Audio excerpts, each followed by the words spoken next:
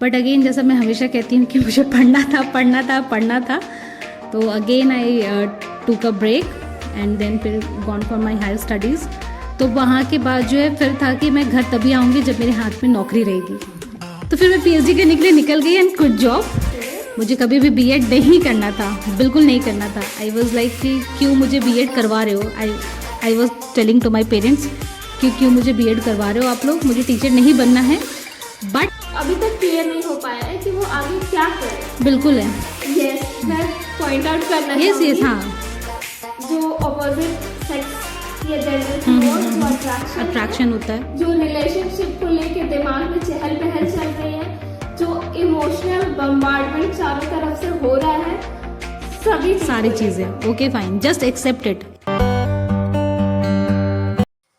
सवाल करना, जवाब ढूंढना और अपनी ही सीमाओं को तोड़ना, ये है आज की नारी, नई नारी। मैं ऋषिका दीप अपने नए पॉडकास्ट शो द नई नारी शो के पहले एपिसोड में आप सभी का तहे दिल से स्वागत करती हूँ। हमारी आज की गेस्ट हैं जीवंतता की मिसाल, जिनके चेहरे पर मुस्कान अटखेलियां करता है, जो हजारों बच्चों की प्रेरणा स्रोत है।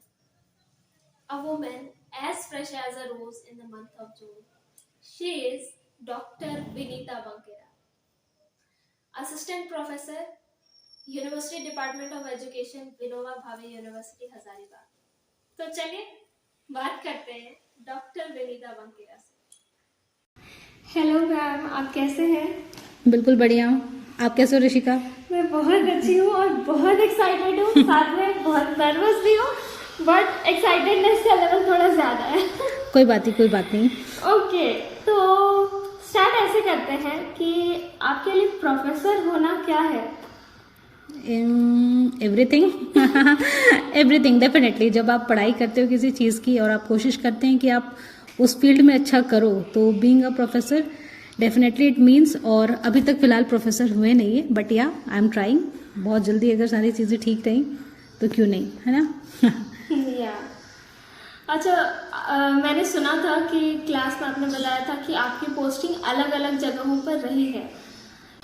कैसे जगह चेंज होने से स्टूडेंट्स का थॉट प्रोसेस, इस तरह की चीज़ें कैसे बदल जाती हैं?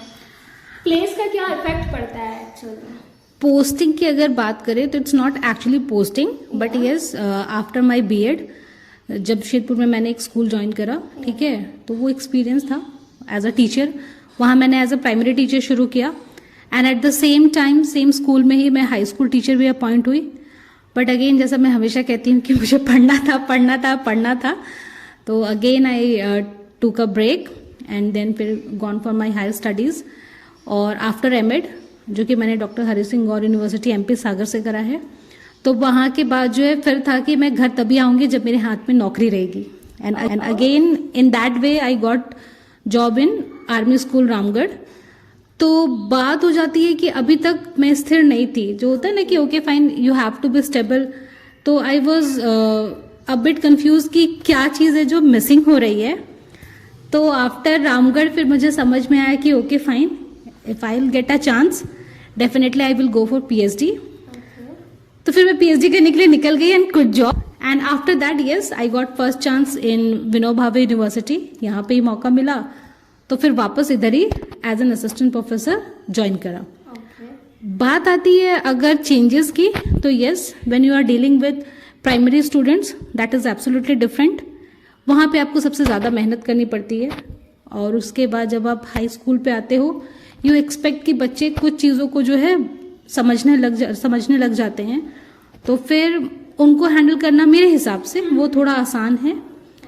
But again when we are coming to university, हाँ ये थोड़ा ज़्यादा आसान है। And the most difficult task ही कहेंगे इट इज़ कि जब आप बिल्कुल छोटे बच्चों को संभालते हैं, ठीक है।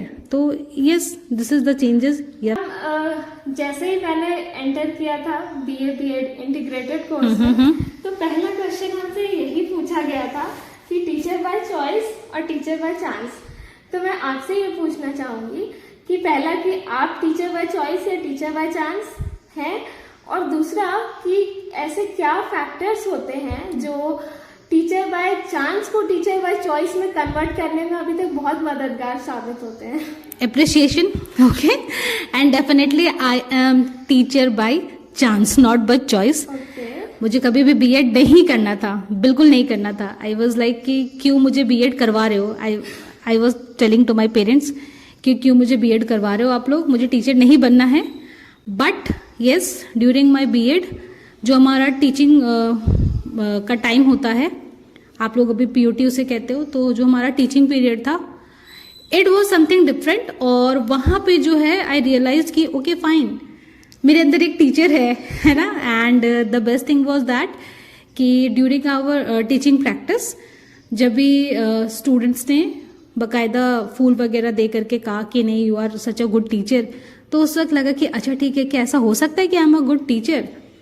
पढ़ाते पढ़ाते फिर कॉन्फिडेंस भी आया, और फिर वो कॉन्फिडेंस ऐसा कन्वर्ट हुआ कि इवन आफ्टर जॉब, ठीक है, वो मुझे कुछ अंदर से अच्छा लग नहीं रहा था कि क्या छूट रहा है, क्या मिसिंग है।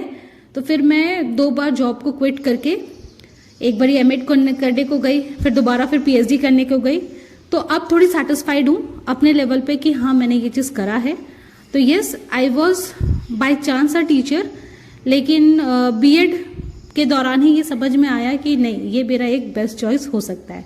So by chance now with choice, हाँ चॉइस, यस। मैम मैंने देखा है, एक तो अभी का टाइम ही ऐसा चल रहा है कि स्टूडेंट्स अभी सब्जेक्ट चूज कर रहे हैं या फिर अपना कोर्स चूज कर रहे हैं, नए नए जगह पे एडमिशन्स के लिए अप्लाई कर रहे हैं। तो मेरा क्वेश्चन ये है कि स्टूडेंट्स को किस तरह का डिसीजन लेना चाहिए, इन द सेंस कि 2 तरह का डिसीजन होता है। एक कि आप एक बहुत बड़े नामी इंस्टीट्यूशन में, फेमस इंस्टीट्यूशन में अपना एडमिशन कराएं और फिर उनके जो स्टैंडर्ड्स हैं उसमें खुद ढल जाएं। और दूसरा कि आप एक नॉर्मल इंस्टीट्यूशन में एडमिशन कराएं और फिर वहां पे ही अपना पूरा हार्ड वर्क दें। कौन सा डिसीजन ज़्यादा बेटर होगा आपके हिसाब से? मेरे हिसाब से कोई भी इंस्टीट्यूशन जो है वो ठीक है, we use to get ranking, हम लोगों को रैंकिंग के बारे में पता चलता है, लेकिन कोई भी इंस्टीट्यूशन खराब नहीं होता। पहली बात है, अगर वहाँ के स्टूडेंट्स हार्ड वर्किंग हैं तो डेफिनेटली आप किसी भी इंस्टीट्यूशन को जो है बेहतर बना सकते हैं। और रही बात चॉइसेस की, तो it is absolutely depend on the students कि आप क्या चाहते हो। ओके, अगर आपके लिए कन्वीनियंट है कि आप जिस भी कोर्स को ऑप्ट करना चाहते हैं वो आपके सराउंडिंग में ही आपको मिल जा रहा है and you are okay with that कि ठीक है फाइन, मैं यहाँ पे रह करके अपना कोर्स करूँगा या करूँगी, तो आप उसमें बिल्कुल कंटिन्यू कर सकते हैं। अदरवाइज लाइक मेरे साथ जो कंडीशन रही कि चूंकि सेंट्रल यूनिवर्सिटीज़ में पढ़ते पढ़ते या फिर बनारस में ही पढ़ते पढ़ते एक हो गया था कि नहीं, I have to do my studies in central universities only. तो उस वे में I opt for central university. I had a chance to do MEd from Jamshedpur itself, but I choose कि no, I have to go to any central university and मैंने फिर जो है doctor Hari Singh Gour university में मेरा हो गया था, तो फिर आई वेंट देयर। तो it is absolutely up to you कि आप क्या करना चाहते हो and there is no harm. अगर कोई इंस्टीट्यूशन आपको सारी फैसिलिटीज़ दे रहा है, पढ़ा रहा है, आप बिल्कुल जो है कहीं पे भी पढ़ाई कर सकते हैं। इस चीज में मैंने भी देखा है, क्योंकि मैम थोड़ा सा क्या डिफरेंस हो जाता है कि कुछ स्टूडेंट्स होते हैं जो स्टडी बेस्ड होते हैं और कुछ स्टूडेंट्स होते हैं जो क्रिएटिविटी बेस्ड होते हैं। तो कई बार स्टूडेंट्स को चांस चाहिए होता है कि कुछ क्रिएटिविटी में वो पार्टिसिपेट करें, तो उस हिसाब से उनको चूज करने में कई बार प्रॉब्लम आ जाती है। तो मैम एक जैसे कि अभी आप यूनिवर्सिटी में पढ़ा रहे हैं प्रॉपर, तो मैं ये जानना चाहती हूँ कि जब एक स्टूडेंट पहली बार स्कूल लाइफ से कॉलेज लाइफ में आता है, तो एक प्रोफेसर के क्या एक्सपेक्टेशंस होते हैं कि वो इतनी सारी चीजें सीख के आ रहा है, या कैसा बिहेवियर एक्सपेक्टेड होता है जो स्पेसिफिकली आपने नोट किया है कि नहीं हो पा रहा है from the children? Yes, most important thing आज की डेट में है, दैट इज द पेशेंस। ठीक है, वो आज के स्टूडेंट्स में बिल्कुल भी नहीं है। और मैं अपनी क्लास में भी ये बात हमेशा कहती हूँ कि आप लोग जितने एडवांस समय में आप लोग स्टूडेंट हैं, आपके पास सारी चीजें जो है आपके हाथ में ही है, ठीक है। अगर आप उस चीज का भी फायदा उठाने के लायक नहीं है तो ये गड़बड़ है, ठीक है। तो उस चीज में आप हर चीज में स्मार्ट हैं, अगर आप कपड़ों से अच्छे लगते हैं, आप अपने आप को बहुत अच्छा कैरी करते हैं, तो उसी तरह से अगर आप अपने नॉलेज को भी कैरी करें तो डेफिनेटली आप जहां भी पढ़ रहे हैं अपने लिए तो खुद अच्छा करेंगे ही करेंगे, साथ ही साथ वो इंस्टीट्यूशन का भी आप नाम बिल्कुल रोशन करेंगे। तो मुझे लगता है कि विद ऑल पेशेंस आपको जो है अपने नॉलेज को भी उतना अप टू डेट रखना होगा, और हम कहते हैं ना उसे भी बिल्कुल ऐसा नहीं कि आप सिर्फ सोशल मीडिया पे ही एक्टिव रहें, आप अपनी पढ़ाई को लेकर के भी जो है कि आपकी फील्ड में क्या नया हो रहा है आप उसको भी हमेशा देखें। मैम क्वेश्चन ये है कि कोई ऐसा स्टूडेंट है जिसको क्लियर ही नहीं है, कि अभी तक क्लियर नहीं हो पाया है कि वो आगे क्या करे। बिल्कुल है। तो क्वेश्चन आता है कि वो अपना कोर्स कैसे चुने। इसलिए मैंने कहा क्योंकि वो उसके लिए एक टाइम लिमिट होता है, वहां पे आप एकदम ओपन नहीं छोड़ सकते हैं कि जब मुझे समझ आएगा तब मैं करूंगी, तो उसके लिए एक टाइम लिमिट होता है। और दूसरा है कि लॉन्ग टर्म में एक अपना फील्ड पता कैसे करे कि उसका अपना जॉनर जिसमें वो नेचुरली बिलोंग करते हैं वो क्या है। सी ये जो है हम लोगों को मुझे लगता है कि graduation first year second year आते आते ये चीजें ज्यादा क्लियर हो जाती हैं कि एक्चुअली हमें करना क्या है। और अगर तब भी नहीं समझ में आ रहा है तो ट्रस्ट मी पहले आप ग्रेजुएशन ही कर लो, नो इश्यू, ठीक है। क्योंकि जब आप ऑलरेडी किसी कोर्स में 1 साल 2 साल दे देते हैं तो फिर उसके बाद जो है इट्स लाइक कि ठीक है भैया, जब 1 साल में और अपनी डिग्री हो जानी है तो हम वो वाला समय क्यों बर्बाद करें। And by using that time आप इस चीज को भी लेकर क्लियर हो जाइए कि आखिर इसके बाद आपको करना क्या है। क्योंकि अगर आपके पास मौका है, आपके पास कोई है जो आपको फाइनेंस कर रहे हैं और आप अपने जो इंटरेस्टेड फील्ड है, जो आपको समझ में आ जाती है चीजें, अगर आप उस फील्ड में जाना चाहते हैं तो फिर आप इवन आफ्टर ग्रेजुएशन भी आप जा सकते हैं। ओके, तो ठीक है, टेक टाइम, आप समय लीजिए, लेकिन जिस दिन आपको वो चीज क्लियर हो जाए कि yes what I have to do, ठीक है, उस चीज को लेकर के आप जो है समय ना गंवाएं फिर। और अगर ग्रेजुएशन के दौरान ही चीजें क्लियर हो जाती हैं तो जस्ट फॉर माय ओपिनियन कि लोगों को एटलीस्ट वो कोर्स पूरा कर लेना चाहिए। यस, कंप्लीट करके ही करके नेक्स्ट स्टेप लेना। हाँ बिल्कुल, एक स्टेबिलिटी को ध्यान में रखना। बिल्कुल बिल्कुल। ओके मैम, स्कूल लाइफ और कॉलेज लाइफ में थोड़ा सा एज का डिफरेंस है और सिनेरियो भी बहुत हद तक चेंज हो जाता है। जब स्कूल लाइफ में रहते हैं तो सिर्फ सीखना हमारा ये रहता है, पर कॉलेज लाइफ में आगे का सोचना पड़ जाता है। तो ये डिफरेंसेस मैं पूछना चाह रही हूँ कि मेंटली, फिजिकली, इमोशनली और बिहेवियरल वे में किस तरह का डिफरेंस स्कूल लाइफ में और कॉलेज लाइफ में देखने को मिलता है। Sir difference is there, okay, difference है, अंतर है, बिल्कुल है। और स्कूल लाइफ में होता है कि आप कहीं ना कहीं से अपने पेरेंट्स के ऊपर भी डिपेंडेंट होते हैं कि ठीक है फाइन, पेरेंट्स क्या सजेस्ट कर रहे हैं या फिर अगर कोई जानने वाले हैं वो क्या सजेस्ट कर रहे हैं, वो आपकी चॉइस से मिलता है या नहीं मिलता। अगर मिलता है तो डेफिनेटली हम उसमें आगे बढ़ जाते हैं, और अगर नहीं मिलता है तो ठीक है फाइन, शायद कॉलेज में कोई और गाइडलाइन करने को मिले। तो बिहेवियरल एस्पेक्ट की बात करें तो यस, स्कूल के बाद जो है आपके पास एक मौका रहता है चीजों को खुद से करने का।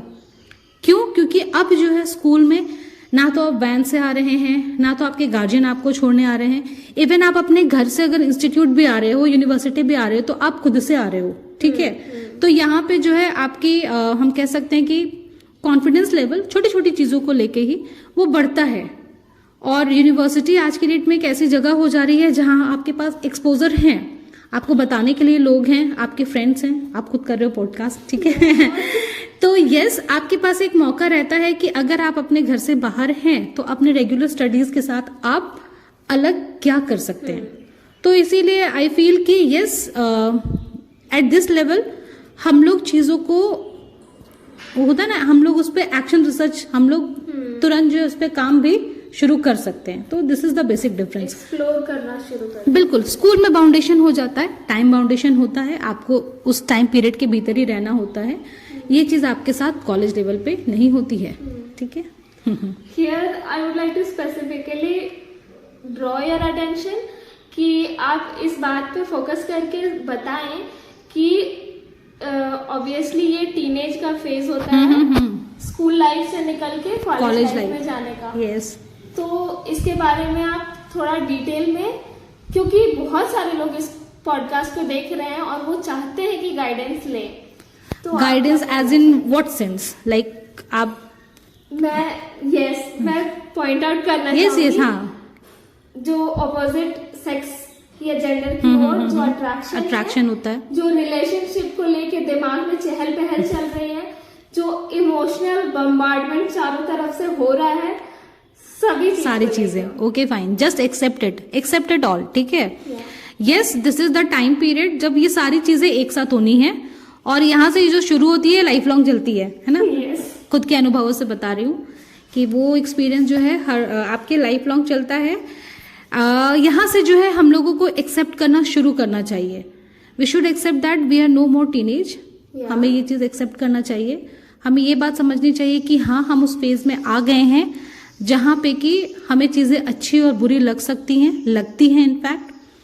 तो सीधी सी बात है कि आप प्रायोरिटी तय करिए, ठीक है। प्रायोरिटी तय करना बहुत जरूरी होता है। कहीं पे भी आप कहीं पे भी रहो, आपको प्रायोरिटी तय करना बहुत जरूरी होता है, क्योंकि उससे ही पता चलता है कि आपका फोकस किस पे ज्यादा है।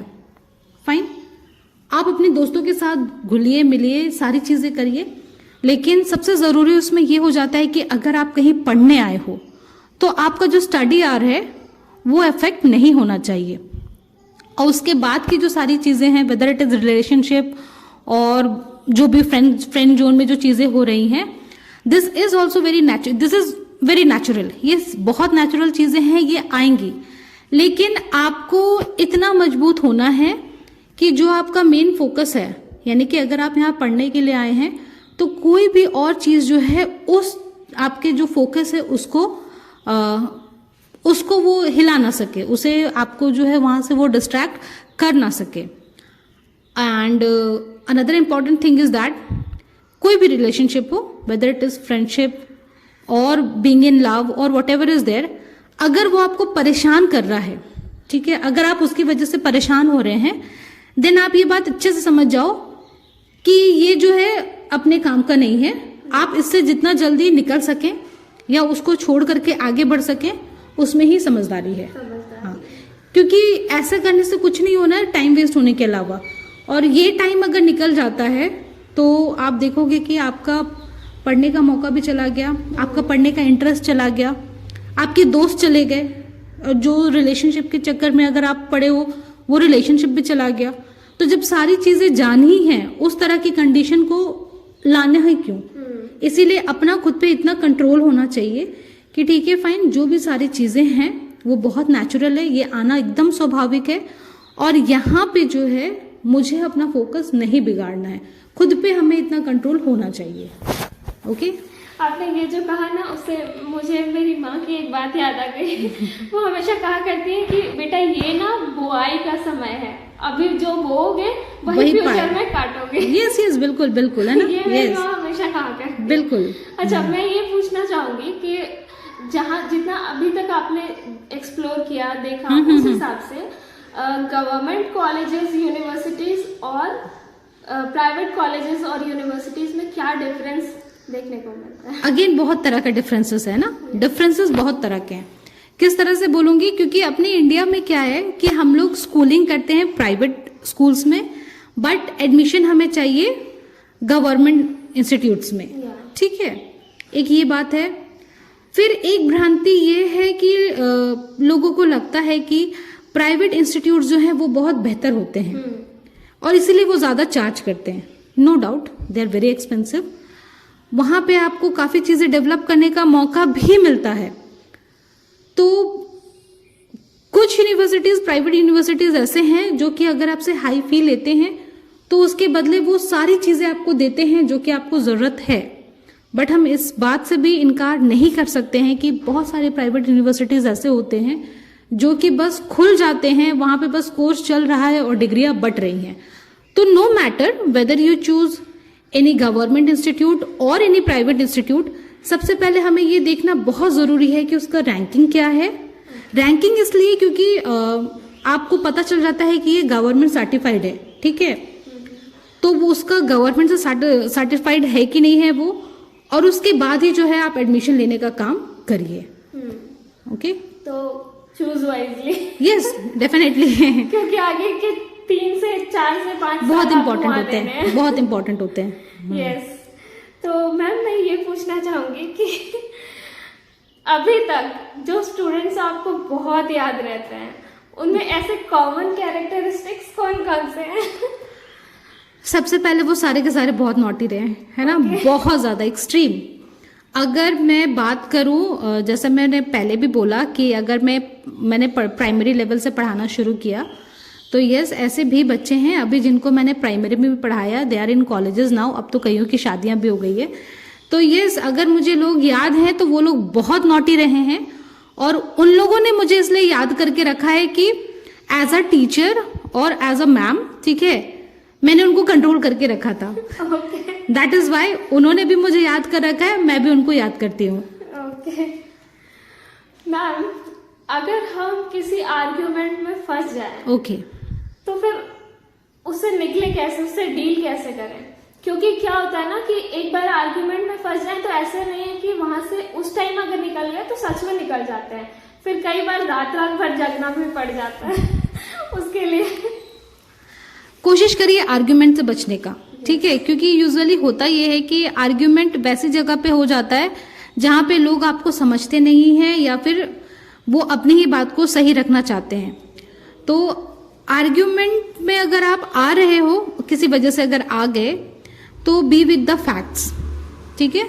वहां पे क्या हो जाता है, अगर आपके पास फैक्ट्स है, किसी भी कोई पेपर है या कोई ऐसी चीज है जिसको कि आप दिखा सकते हैं सामने वाले को कि भैया दिस इज द फैक्ट, इसके आधार पर मैं आपको ये बात कह रहा हूँ या कह रही हूँ, तो वहां पे सामने वाले को शांत करना जो है वो ज्यादा आसान हो जाता है और सही भी होता है।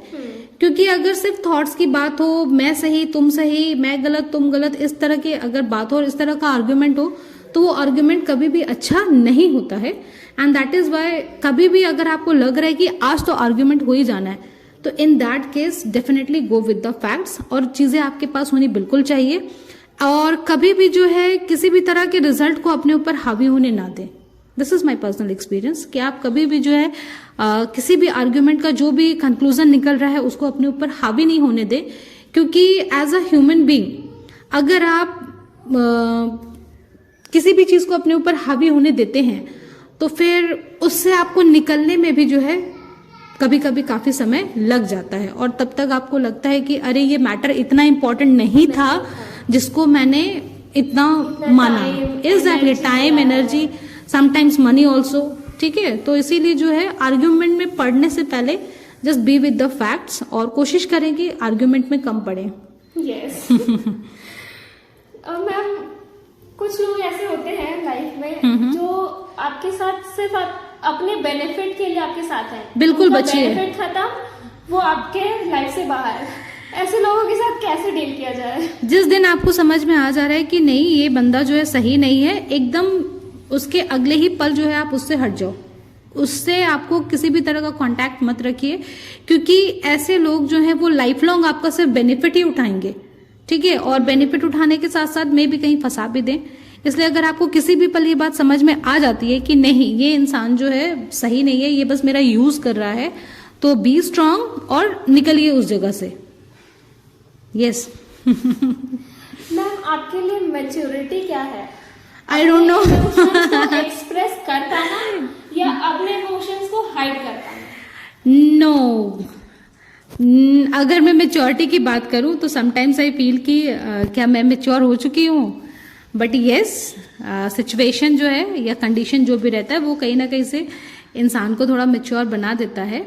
But during my journey I have understood one thing कि if it is about maturity, तो अगर आप किसी ऐसी जगह पे हैं जहां पे कि कई सारे लोग कह रहे हैं, तो वहां पे अच्छा एक सुनने वाला भी होना चाहिए, तो आप बिल्कुल सुनिए उस जगह पे। जहां पे बोलना है आप उसे एक्सप्रेस भी करिए, क्योंकि मैच्योर होने का मतलब ये बिल्कुल भी नहीं है कि आप चीज़ों को सिर्फ सुन रहे हैं, और मैच्योर होने का मतलब ये बिल्कुल भी नहीं है कि आप चीज़ों के लिए जो है सिर्फ कह ही रहे हैं। तो यस, सिचुएशन के हिसाब से इफ़ इट इज़ रिक्वायर्ड कि अगर आप थोड़ा शांत रह जाते हैं और चीज़ें मैनेज हो जा रही हैं तो ठीक है, फाइन, क्योंकि आपका भी बोलने का समय आएगा, ठीक है। और मेच्योरिटी जो है, यस, एज वाइज और एक्सपीरियंस वाइज अलग अलग स्टेजेस पे अलग अलग तरह से वो आ ही जाता है, यस। तो मेच्योरिटी के लिए मुझे लग रहा है कि कोई प्रॉपर डेफिनेशन दे देना या एक टाइम दे देना वो सही नहीं रहेगा फिलहाल, क्योंकि मेच्योरिटी भी जो है हम लोग अपने लाइफ के अलग अलग एस्पेक्ट्स में अलग अलग टाइम पे अलग अलग तरीके से प्रेजेंट करते हैं। The reason why I had asked this question कि कई बार ना जब स्टूडेंट्स इस फेज में आते हैं कॉलेज लाइफ में, तो उन्हें ऐसा फील होता है आसपास के लोगों को, या मैक्सिमम टाइम हम लोग ना स्पॉटलाइट इफेक्ट फेस करते हैं, जहाँ लगता है कि सब हमें ही देख रहे हैं, और फिर अपने आप को ना हम कहना शुरू कर देते हैं कि हम कितने फुलिश हैं, कितने फुलिश डिसीजन हमने लिए हैं, या बहुत नेगेटिव माइंडेड हो जाते हैं। तो इसलिए मैंने पूछा था कि मैच्योरिटी किस एस्पेक्ट में ज्यादा सही रहेगा, तो मेंटेन अ बैलेंस जैसा आपने कहा। यस, बिल्कुल, आपको जो है वो बैलेंस बना के रखना पड़ेगा, और वो आप किसी भी एज, मतलब वो किसी भी समय चीज़ें हो सकती हैं, whether you are a student और you are in job, in any condition. Yes.